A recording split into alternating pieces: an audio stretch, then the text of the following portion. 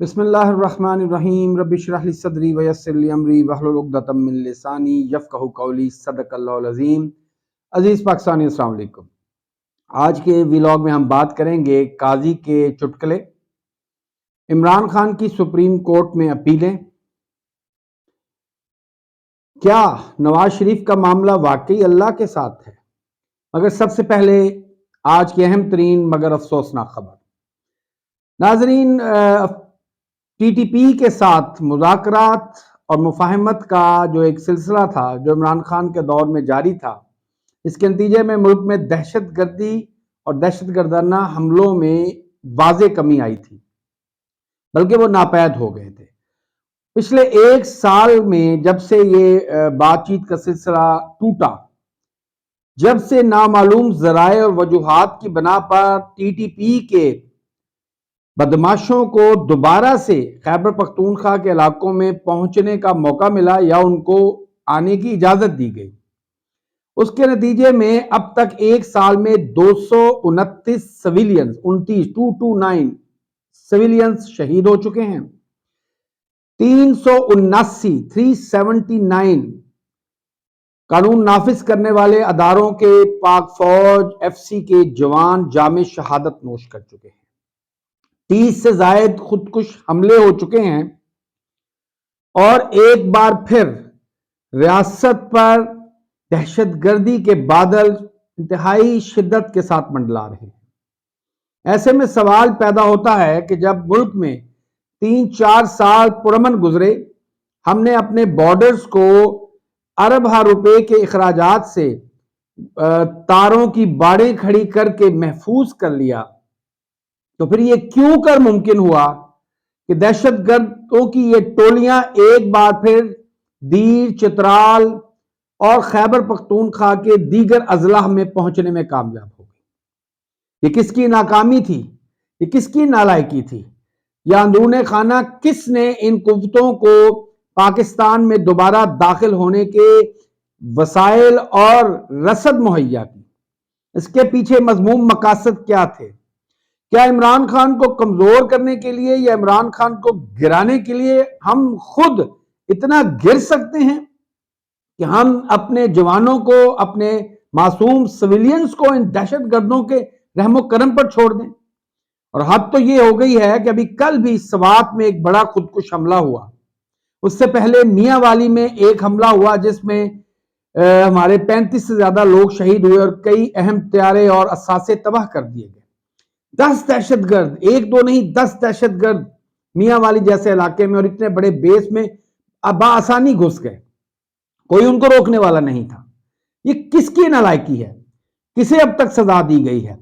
کیا آئی G police کو، C T D کے ہیڈ کو، کیا پنجاب پولیس کی اسپیشل برانچ کو پوچھا گیا؟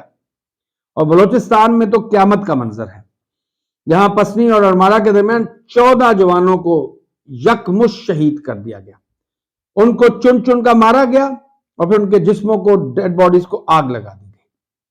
آئے دن ایسے واقعات ہو رہے ہیں اور ان واقعات کو میڈیا تک پہنچنے سے روکا جا رہا ہے۔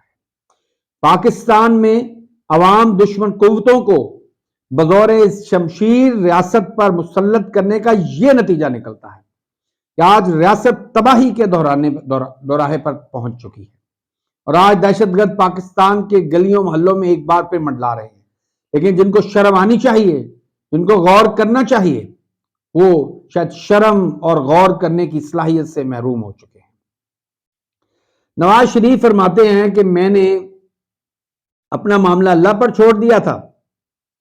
یار کو خدا کا خوف کرو نواز شریف، اللہ کو تو شاید تم مانتے ہی نہیں، کیونکہ اگر تم اللہ کو مانتے ہوتے تو تمہاری بیٹی نے 18 سال کی عمر میں 1991 میں کیپٹن صفدر کے ساتھ جو گندے کرتوت کھولے تھے، تو اس کے بعد تم 19 سال کی اپنی بیٹی کو رات کے اندھیرے میں یوں رخصت نہ کرتے، بلکہ کیپٹن صفدر کا بھی کوئی احتساب کرتے اور اپنی بیٹی کا بھی احتساب کرتے۔ خدا کو تو تم مانتے نہیں۔ یہ مسجدوں میں نمازوں کی تصویریں کھچوانا، حرم کعبہ میں پہنچ کے قرآن ہاتھ میں پکڑ کے تصویریں کھچوانا، یہ تو ضعیف العقیدہ مسلمانوں اور پاکستان کا جو ایک بہت بڑا جاہل طبقہ ہے، ان کو بہلانے کا یا ان کو بیوقوف بنانے کا ایک طریقہ ہے۔ सच सच कौम को बताओ कि तुमने मामला किस पे छोड़ा। वो खुदा का खौफ करो, उनका नाम लो जिनको तुम डिग्गी में, गाड़ी की डिग्गी में तुम और तुम्हारा भाई मिलने जाते थे। उनका नाम लो जिनके फोन की पहली बेल पर तुम्हारी बेटी उनका फोन उठाती थी। जलसों में तुम गालियां निकालते थे, ललकारे मारते थे, भड़के मारते थे, मगर रात के अंधेरे में अहमद, वो जो मलक अहमद खान है, उसकी गाड़ी की डिक्की में छुपकर तुम और तुम्हारा भाई लोगों को मिलने जाते थे। तो क्या तुमने उनको खुदा मान लिया है? बूट पॉलिश करना अच्छी बात है, तलवे चाटना अच्छी बात है, लेकिन खुदा के वास्ते बूट पॉलिश करने वाले, जिनके बूटों को तुम पॉलिश करते हो, जिनके तुम पालतू कुत्ते हो, उनको कम से कम खुदा तो ना कहो। खुदा पर तो तुमने मामला नहीं छोड़ा। हकीकत तो यह है कि कल तक तुम जस्टिस उमर अता बंदयाल और जस्टिस साकिब निसार, फैज हमीद और जनरल बाजवा के एहतसाब की बातें करते थे। तुम कहते थे हम आके उनको ये कर देंगे, वो कर देंगे, उल्टा लटका देंगे। वो भी मामला तुमने खुदा पे छोड़ दिया, जबकि सबको पता है तुमने खुदा पर नहीं छोड़ा। तुम्हारे अंदर डंडा घुसाया है किसी ने, मियां साहब, तुम्हारे अंदर डंडा घुसाया है। तुम्हारे अंदर, तुम्हारी बेटी के अंदर, तुम्हारे भाई, तुम्हारे पूरे खानदान के अंदर डंडा घुसाया गया है, जिसके बाद तुम अब ना जनरल बाजवा का नाम लेते हो और ना ही जनरल फैज हमीद का नाम लेते हो। तो खुदा का नाम लेके खुदा को की तौहीन मत करो। तुमने मामला खुदा पे नहीं छोड़ा, तुमने मामला खुदा उन पे छोड़ा है जो तुम्हारे खुदा हैं 1981 से, जो तुम्हारे बाप हैं, रूहानी बाप 1981 से, जिन्होंने तुम्हें सियासत में जन्म दिया, जिनकी तुम नाजायज हरामी सियासी औलाद हो, नवाज शरीफ, उन पे तुमने ये सारा मामला छोड़ा था। नाज़रीन, नवाज शरीफ की बात आ गई, अब हम इमरान खान की बात करते हैं। इमरान खान ने सुप्रीम कोर्ट में 2 अपीलें दायर कर दी हैं। पहली अपील तो साइफर केस को खारिज करने से मुतल्लक है और दूसरी अपील जेल में ट्रायल से है। सुप्रीम कोर्ट पाकिस्तान का सबसे आला अदारा है।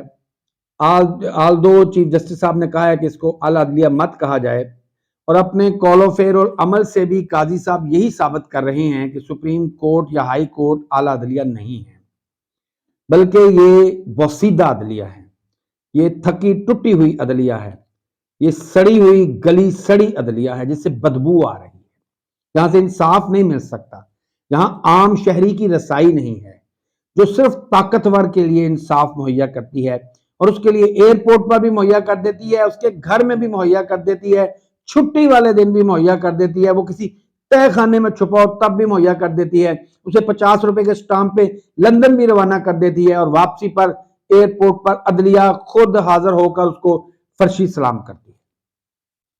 तो मुझे काजी साहब से किसी इंसाफ की उम्मीद नहीं है। पीटीआई वाले चाहे खुश होते रहें, मगर आम पाकिस्तानी के तौर पे मैंने जो 2.5-3 महीने में काजी साहब का कंडक्ट देखा है, उसके बाद मुझे काजी फायद ईसा से किसी इंसाफ की तवक्को नहीं है। हाँ, हो सकता है कि वो अदलिया के कोई और 3-4 जजेस पर बेंच बना दें और वो शायद इमरान खान को इंसाफ दे दें। काजी फायद ईसा साहब, जस्टिस तारिक मसूद से और जस्टिस मंसूर अली शाह जैसे जजों से मुझे इंसाफ की हरगिज तवक्को नहीं है। काजी साहब के जो चुटकुले हैं ना, वो जारी है। नाज़रीन, कल ये सोशल इलेक्ट्रॉनिक मीडिया पर खबर चलाई गई कि रजिस्ट्रार सुप्रीम कोर्ट साहब ने हुकूमत को इतला दी है कि वो गाड़ियां जो चीफ जस्टिस साहब को दी गई हैं उनकी ऑक्शन कर दी जाए, उन्हें नीलामी करके बेच दिया जाए। काजी साहब जब 2014 से जज थे तो तब भी यही हरकतें करते थे, इसी किस्म के बयानात देते थे, और पिछले तकरीबन 2.25 माह में अपने चीफ जस्टिस के टेन्योर में भी उन्होंने यही काम किया। वो ऐसे करतब, जगलरीज या शोबदाबाजियां करते हैं जिनसे वो मीडिया का हिस्सा रहें, उन्हें मीडिया की तवज्जो मिले। सबसे पहले तो उन्होंने अपने पहले ही केस की लाइव हियरिंग की, लेकिन ये उनकी बहुत बड़ी गलती थी, क्योंकि उसमें सबसे ज्यादा तो कादी साहब खुद एक्सपोज हो गए। तो हमने देख लिया कि ना तो इस शख्स में तहम्मुल है, ना इस शख्स में बर्दाश्त है, ना ही कोई फहमो फरासत है, ना ही अकल और खर्द का इस शख्स से कोई ताल्लुक है। ये ना तो वकील को बोलने देता है और ना ही साथी जजों को, और ना ही ये शख्स लोगों का एहतराम एंजॉय करता है और ना ही अपने साथी जजेस का। बहरहाल काजी साहब, ये जो गाड़ियों को फरोख्त करने से कुछ नहीं बनेगा। ये जो आपको 17-18 لاکھ تنخواہ ملتی ہے اور کروڑوں روپے کی جو مراحت ملتی ہیں، یا تو آپ ان کو بھی چھوڑ دیں۔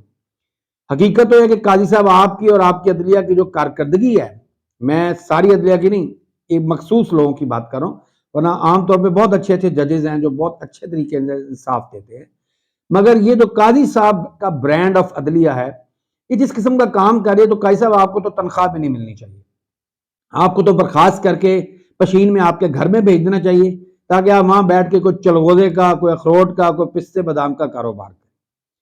قاضی صاحب یہ گاڑیاں بیچنے کا تماشا چھوڑیں، ہمیں قبول ہے آپ یہ گاڑیاں استعمال کریں، بشرطے کہ آپ انصاف کریں، بشرطے کہ آپ اپنا کام کریں، بشرطے کہ آپ عوام کو وہ سب کچھ مہیا کریں۔ ناظرین، آخری بات ہے القادر ٹرسٹ، وہ القادر ٹرسٹ جس کے 190 ملین پاؤنڈ سپریم کورٹ کے اکاؤنٹ میں آئے، اور اب سپریم کورٹ کے حکم سے وہ 65 ارب روپے جو ہیں وہ وفاقی حکومت اور سندھ حکومت میں تقسیم کر دیے گئے ہیں۔ زمین ٹرسٹ کے نام پہ ہے، نہ عمران خان کو اس سے کوئی فائدہ ہے نہ کچھ، لیکن عمران خان کو مزید قانونی دلدل میں دھکیلنے کے لیے جو زر خرید نیب ہے، بے شرم نیب ہے، جو کہ ایک بلیک میلنگ کا ٹول ہے، انہوں نے عمران خان پہ ایک نیا ریفرنس دائر کر دیا ہے، 190 ملین پاؤنڈ کا ریفرنس، القادر ٹرسٹ کا ریفرنس، کہ جی اس سے عمران خان نے کچھ فائدہ حاصل کیا ہے اور ملک ریاض نے کچھ فائدہ حاصل کیا ہے۔ عمران خان نے اس کے تمام ڈاکومنٹس پبلک کر دیے ہیں، 3 دن پہلے اس کے وکلا نے میڈیا پر آ کر ایک پریس کانفرنس کی، تمام ڈاکومنٹس پبلک کر دیے اور قوم کو بتا دیا کہ عمران خان کو اس سے ایک فائدہ حاصل نہیں ہوا۔ عمران کا مقصد تو صرف یہ تھا کہ دینی اور سائنسی علوم پر ایک ایسا ادارہ بنایا جائے جہاں پاکستان کے مستحق طلباء کو، قابل طلباء کو، لائق طلباء کو مفت میں اعلیٰ تعلیمی سہولتیں ہوں، اور وہاں سیرت رسول صلی اللہ علیہ وسلم پر تحقیق اور تحریر کا کام کیا جائے، نئی تصانیف سامنے آئیں، اور اس وقت بھی 120 طالب علم اس یونیورسٹی میں فری آف کاسٹ تعلیم حاصل کر رہے ہیں، مگر پاکستان اور ریاست کے جو دشمن ہیں انہیں نہ تعلیم اچھی لگتی ہے، نہ اللہ اور اس کے رسول کا نام لینے والا اچھا لگتا ہے، اور نہ ہی مسلمانوں کے اتحاد و یکجہتی کی بات کرنے والا لگتا ہے۔ در حقیقت اس وقت پاکستان بدترین اسلام دشمنوں، ریاست دشمنوں اور یہودیوں کے ایجنٹوں کے چنگل میں پھنسا ہوا ہے۔ اللہ پاکستان پر آپ سب پر رحم فرمائے۔ پاکستان زندہ باد، پاکستانی قوم پائندہ باد۔ شکریہ والسلام۔